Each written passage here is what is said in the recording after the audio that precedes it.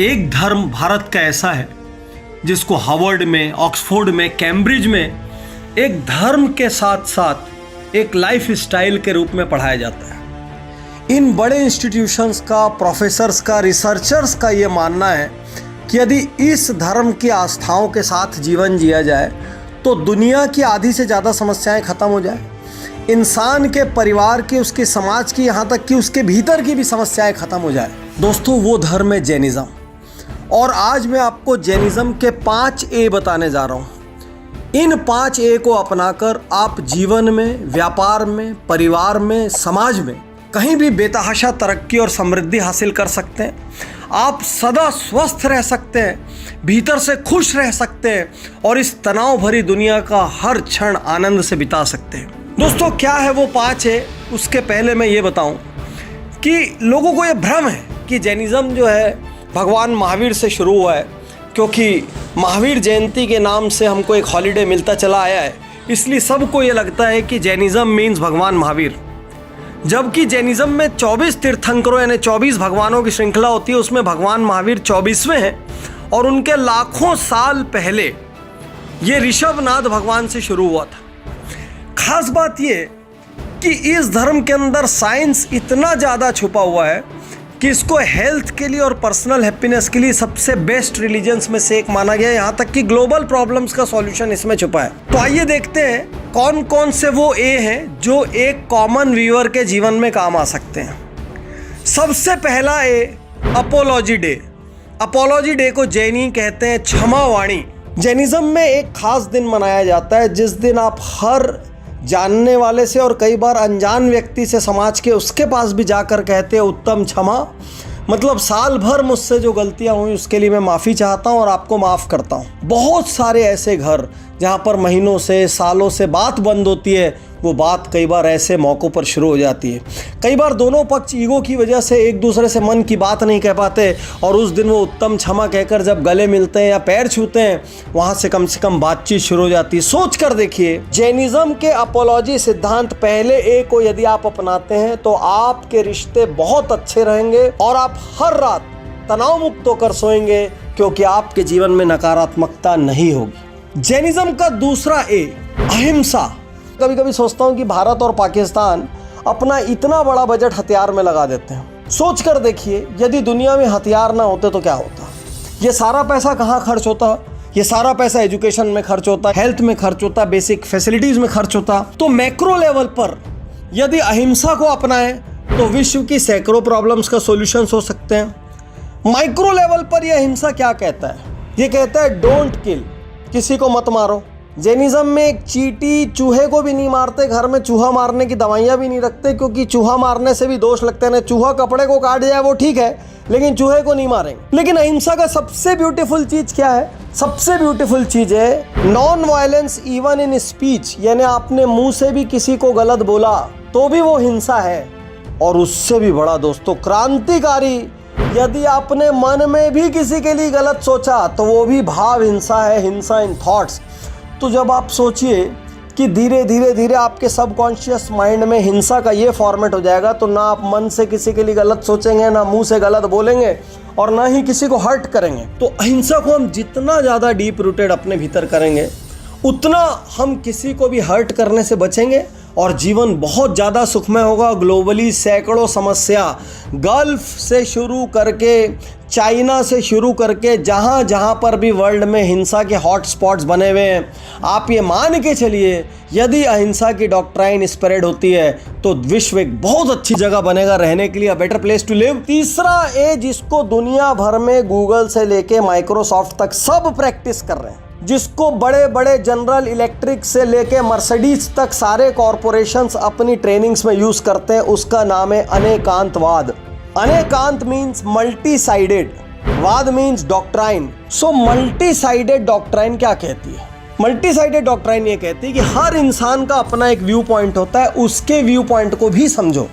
तो कभी कभी जो कहते हैं ना कि सामने वाले के जूते में पैर डालकर देखो, बिजनेस में कहते हैं कस्टमर क्या सुनना चाहता है वो समझो, कस्टमर की रिक्वायरमेंट समझो, कस्टमर बन के सोचो। ये सब कुछ क्या है? अनेकांतवाद। यदि आपके पुत्र से लड़ाई होती है तो एक बार अपना पुत्र या बेटा बन के सोचो, बिटिया बन के सोचो। पार्टनर्स में लड़ाई हो रही तो सोचो वो ऐसा क्यों कर रहा है, वो बन के सोचो। तो हमारे सारे विवादों की जड़ क्या है कि सामने वाला हमारे हिसाब से काम नहीं करता। हर पिता अपने बेटे से क्यों नाराज रहता है? वो मेरी नहीं सुनता। बेटा क्यों नाराज रहता है? पापा मेरी नहीं सुनते। हस्बैंड नाराज रहता है, वाइफ नहीं सुनती। वाइफ नाराज रहता है, हस्बैंड नहीं सुनता। कोई किसी की नहीं सुनता। सबको लगता है मैं सही बोल रहा हूं, क्योंकि हम सब लाइफ में सिर्फ एकांतवाद प्रैक्टिस करते हैं, मीन्स वन साइडेडनेस।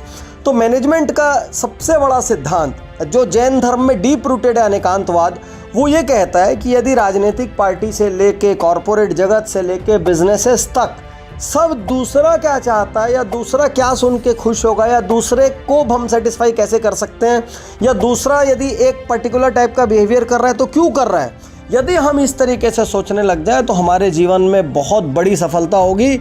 और इसके लिए सिर्फ एक चीज़ को सबसे पहले आग लगाना पड़ता है, वो है मैं सही या अहम ब्रह्मस्मि, मतलब आई एम राइट। इसको आपको पहले आग लगाना पड़ता है। चौथा, 100% हेल्थ के लिए बहुत ही इंटरेस्टिंग चीज़, आहारचर्या।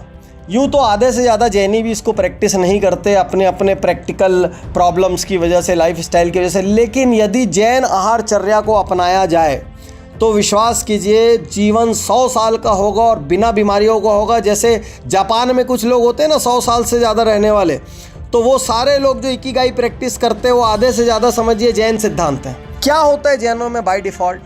सूर्यास्त पूर्व भोजन कर लो। तो सूर्यास्त पूर्व मतलब 6:30 बजे आपने खाना खा लिया। अब अगली सुबह मंदिर से आने के बाद 9 बजे लगभग आप पहला अन्न लेते हो, तो 15-16 घंटे की इंटरमिटेंट फास्टिंग आपकी हर दिन होती है, 365 दिन। तो जैन तो बाय डिफॉल्ट बचपन से इंटरमिटेंट फास्टिंग करते हैं। हालांकि बहुत सारे घरों में अब ये टूट गया है, लेकिन जो भी करते हैं वो 60 साल, 70 साल, 80 साल तक भी फुर्तीले रहते हैं, एजाइल रहते हैं, उनको बहुत सारी समस्याएं नहीं होती। वो इंटरमिटेंट फास्टिंग जिसकी आज चर्चा पूरी दुनिया में हो रही है, वो जैनिज्म में डीप रूटेड है बाय डिफॉल्ट। इसीलिए यदि आपको लंबी उम्र चाहिए, स्वस्थ शरीर चाहिए, तो आप जैनिज्म की लाइफ स्टाइल अपना लें, जिसमें से सबसे स्पेशल चीज़ है उनकी भोजन शैली, जो अपने आप 365 दिन इंटरमिटेंट फास्टिंग करवाती है। और सबसे लास्ट जो कि आज की इस मटेरियलिस्टिक दुनिया में बहुत बड़ा प्रश्न है, वो है अपरिग्रह। अपरिग्रह मतलब धीरे धीरे धीरे करके वस्तुओं का त्याग कर देना, उतना ही रखना जितना ज़रूरी है। हालांकि जैनी भी 50, 70, 80, 90% तक ऐसा नहीं करते हैं, लेकिन करने लायक चीज़ है, one of the most powerful elements है। इसीलिए आप जैन साधुओं को देखेंगे तो जैनों में भी अलग अलग सेक्ट होते हैं। श्वेतांबर सेक्ट में वो बिल्कुल सफ़ेद कपड़ों पर आ जाते हैं। दिगंबर सेक्ट में जब आप बढ़ेंगे तो वो तो कपड़े भी छोड़ के पूरी तरीके से न्यूडिटी की हद तक मिनिमलिज्म में चले जाते हैं कि हमारे पास ऐसा कुछ नहीं होना चाहिए जिससे मोह है। आज सारी दुनिया में मिनिमलिज्म की बात चल रही है। लोग कहते हैं उतना ही रखो जितना ज़रूरी है, बाकी सब वेस्ट है। जितना ज़्यादा ताम झाम पालोगे उतना ज़्यादा उसको मेंटेन करने का टेंशन, उसके लिए अर्न करने का टेंशन, अर्न करने के लिए गलत करने का टेंशन। तो जैनिज्म कहता है अपरिग्रह, मतलब उतना ही रखो जितना ज़रूरी है, बाकी जितना एक्स्ट्रा है उसको दान करते चले जाओ। क्योंकि आज हमारे असंतुष्ट रहने का मेन कारण क्या है? दूसरे के पास एक्स मॉडल की गाड़ी है, हमारे पास नहीं है। दूसरे के पास इतना बड़ा बंगला है, हमारे पास नहीं है। उसका बच्चा इतने बड़े स्कूल कॉलेज में जाता है, हमारा नहीं जाता। उसके पास इतनी बढ़िया ज्वेलरी है, हमारे पास नहीं है। हमारा मेन प्रॉब्लम क्या है कि दूसरों के पास XYZ है और हमारे पास नहीं है। यदि यही अपरिग्रह या मिनिमलिज्म हमारी लिविंग फिलॉसफी होती तो इनफैक्ट हम ये परेशान हो रहे होते कि भाई मेरे पास ज़्यादा क्यों है भाई, कम कर जरा। तो मैं आज आपसे कहना चाहता हूँ कि यदि जैनिज्म के 5 प्रिंसिपल्स, 1 अपोलॉजी डे, 2 अहिंसा, 3 अनेकांतवाद, 4 आहारचर्या, 5 अपरिग्रह, ये 5A बहुत सिंपल 5 है। यदि आप याद रख ले, आप किसी भी धर्म के हो, पंथ के हो, भाषा के हो, बोली के हो, देश के हो, इससे कोई फर्क नहीं पड़ता।